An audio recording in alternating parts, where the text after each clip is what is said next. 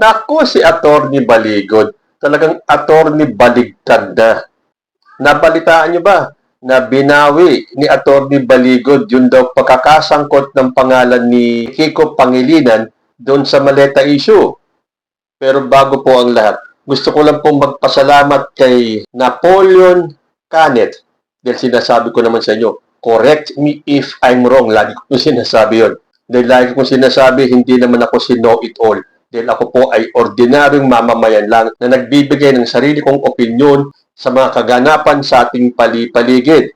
Nung last episode ko, nasabi kong interpolation, yung pong pagpapalitan ng debate nitong si Risa Ontiveros at ni Pia Cayetano. So, hindi po siya interpolation. Sabi ni Napoleon, interpellation, not interpolation. Although meron po talagang word na interpolation, pero hindi po siya yung meaning ng interpellation na gusto kong ipahayag nung last video ko. So, kay Napoleon Canet, maraming salamat sa pag-correct mo sa akin and keep it coming. Kapag may nakita po kayong mali sa sinabi ko, feel free to correct me. Okay? So, ito na nga po. Hindi ba nung huling press con, yung Blue Ribbon Committee hearing na ipinatawag ni Mike Defensor, although dinideny niya na hindi naman daw niya ipinatawag yun, na hindi daw siya ang pasimulo ng activity na Blue Ribbon Committee hearing na naging press con na lang. Pero ano itong lumalabas na sinabi di umano ni Mike Defensor na tuloy ang Blue Ribbon Committee hearing. Tinatawagan ng lahat ng ating mga kababayan na makiisa at sumuporta sa gaganaping Blue Ribbon Committee hearing sa June 16, 2026 Martes sa Double Gem EDSA Garden Events Place alas 10 ng umaga. Suportahan natin ang Brave 18, ang karagdagang 14 at ang ating mga senador Alan at Pia Cayetano, Marcoleta, Amy, Camille at Mark Villar, Padilla, Legarda, Estrada, Go, Villanueva at De La Rosa. Pero kung mapapansin niyo, inisnab po si Mike Defensor nito mga binabanggit niya. Wala po tayong nakitang isang senador na sumipot doon sa kanyang press con. Yung Blue Ribbon Committee hearing na sinasabi niya rito, dahil sabi niya mismo, tuloy ang Blue Ribbon Committee hearing. Tapos ngayon sasabihin niya, hindi daw siya ang pasimulo samantalang siya ang nag-announce na tuloy yung Blue Ribbon Committee at suportahan daw itong mga senador na to. Mga senador na hindi siya sinuportahan sa kanyang ginawang hearing. Ano kaya ibig sabihin nun? Nilaglag na nila itong si Mike Defensor o alam kasi ng mga senador na to na wala na silang magagawa. Talo na sila dahil the next day, napatalsik na si Alan Peter Cayetano sa kanyang pwesto. So, ito na nga po.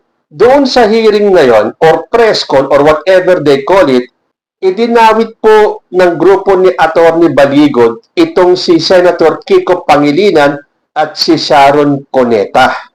Dahil nagpakita po sila ng picture kung saan andun si Kiko Pangilinan, si Sharon Cuneta, at yung sinasabi ba na iba sa kanila kasama sa 18 Marines, tapos may sinasabi na yung ginamit daw na sasakyan, ay konektado kay Saldico. At yun po ang ikinagalit ni Senator Kiko Pangilinan. Sabi ni Sen Kiko, wala ni katiting na basihan ang mga tangkang pagdunis sa aking pagkatao ng mga nagpa-presscon tungkol sa mga maletang kaugnay sa bilyon-bilyong pisong ninakaw sa kaban ng bayan.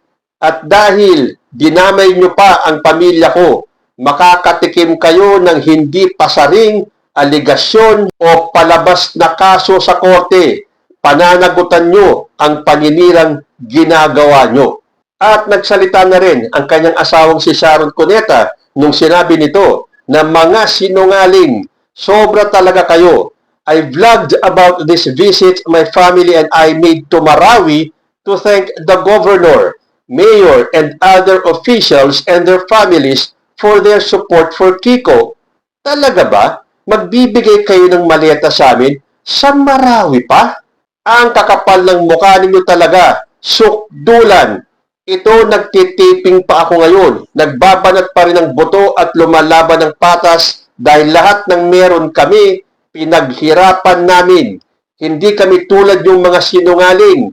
Kaya sabi nga nila, kapatid ng sinungaling ang magnanakaw. Bahala na ang Panginoong Diyos sa inyo. Kasi doon sa nakapanood, ibinlag nga ito ni Sharon Cuneta yung pagpunta nila sa Marawi. So, bakit nga naman magpapadala ng maleta sa Marawi pa? At syempre, nagbanta ng demanda si Kiko Pangilinan. Kung ako yan, tuluyan mo yan, Sir Kiko, para magkaalaman kung ano talagang ginagawa nitong 18 ex-Marines na to kasama ni Atty. Baligod at ni Mike Defensor. Ngayon, bumabawi itong si Atty. Baligod. Dahil ayon sa balita, Baligod says ex-bodyguards never claimed Pangilinan got kickbacks. Sabi pa sa isang balita, Baligod says Marines did not accuse Kiko Pangilinan of receiving maletas. It is just a picture. Sabi sa balita, Marines did not accuse Kiko. Picture lang yun. Attorney Levito Baligod, counsel for the 18 former Marines / Basoreros, clarified that his clients did not accuse former Senator Kiko Pangilinan of receiving maletas, contrary to claims circulating in our comment section. Baligod said, the image shown was just a picture and even instructed the operator to move to the next slide, noting that the one being shown was the wrong slide. Pakinggan nga po natin yung sinabi ni Atty. Baligod. Sabi ko doon sa nag-ooperate nag-ooperate ng mga presentation ng slides. Anong PowerPoint? Move forward. Kako, hindi yan. Bakit? So, ibig sabihin, it was just a picture of it's just a picture and, with the employees of Nisibis Bay. Tama ba? Oo, kasi ginamit nila yung eroplano. Okay, sinabi niya, inustra pa niya, na hindi yan, yung susunod. Pero, sino ang uululin ni Baligod? Kung sinabi niyang picture lang yan, at in-instruct pa niya na mag-move on daw sa susunod na slide. So, pinalalabas ni Baligod, hindi naman daw inakusahan o diretsang sinabi ng mga ex-Marines or ex-bodyguards na nakatanggap ng maleta itong si Kiko Pangilinan. At yun daw ay picture lang. Kaya may nabasa akong isang komento ng isang DDS Bakit? Binanggit ba na nakatanggap si Kiko Pangilinan ng maleta? Ngayon, sagot sa kanya ng ibang netizens, iba talaga pag-utak DDS, no? In the first place, bakit mapupunta yung picture ng mag-asawa doon sa slides? Ganun ba kabobo at tanga yung nag-ready ng slides? Na ilalagay yung picture ng mag-asawang Pangilinan kung hindi sila idadamay talaga doon? Ano yun? Nagtanim lang ng intriga? Which is, yun po talaga ang ginawa. Nagtanim sila ng intriga. Dahil ngayon, kahit na anong sabihin pa nitong si Baligod na nagkamali na naman na hindi kasama yung picture na yon. It is just a picture. Na itanim na nila yung intriga Di ba ganyan ang style ng mga DDS na kay Digong pa mismo nagsabi, noon pa man, yun ang style niya na hanggang ngayon ginagawa nila. Nagtatanim sila ng ebidensya, nagtatanim sila ng intriga. So sa tingin ninyo, basta-basta mawawala sa isipan ng taong bayan, yung paratang na nakatanggap ng maleta si Kiko Pangilinan? Tulad yan nung kay Loren Legarda. Sa tingin nito mga ex-bodyguards na to at ni Baligod, matatanggal pa sa isipan ng tao na si Loren Legarda ay nakatanggap ng maleta? Kaya nga nasabi ko na dapat hindi palampasin ni Loren Legarda yan. Magdemanda siya. Dahil kahit na anong pagbawi nitong si Atty. Baligod, nadungisan niya na ang magandang imahe ni Loren Legarda. Sa bagay, dapat na matuwa si Legarda dahil lumalabas na safe siya.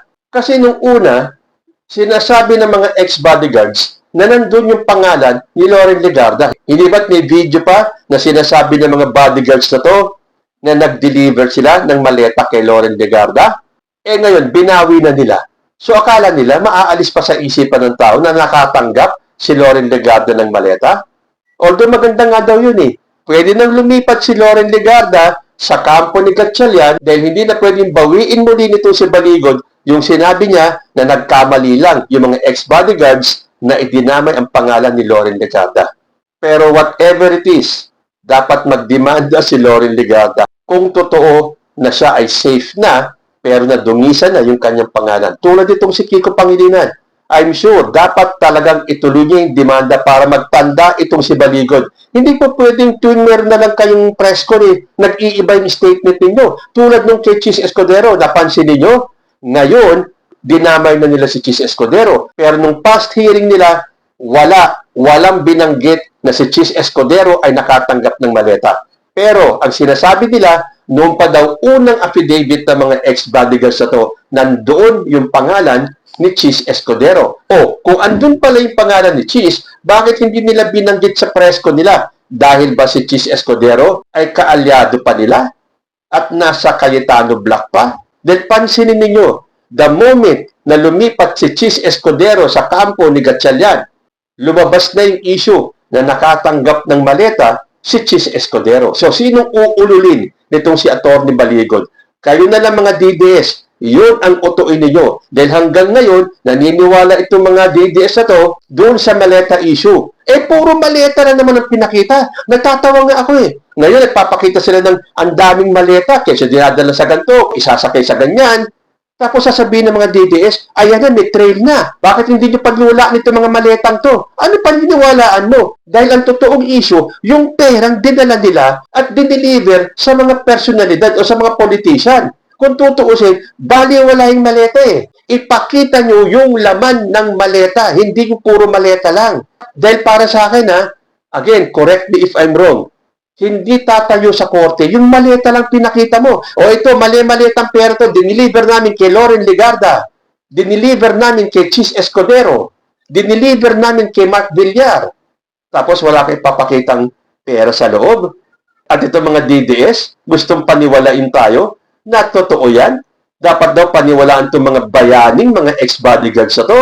Paniniwalaan mo yung pabago-bago ng statement tuwing may press code, basta may lumipat sa kabila, idadamay na nila na napadalan ng maleta. Pero nung kaalyado pa nila, wala silang binabanggit. Pero ito bang si Joel Villanueva, idinamay na ba nila? Dahil lumipat na rin si Joel Pero parang nabasa ko na somewhere na inakusahan na rin nila si Joel Villanueva.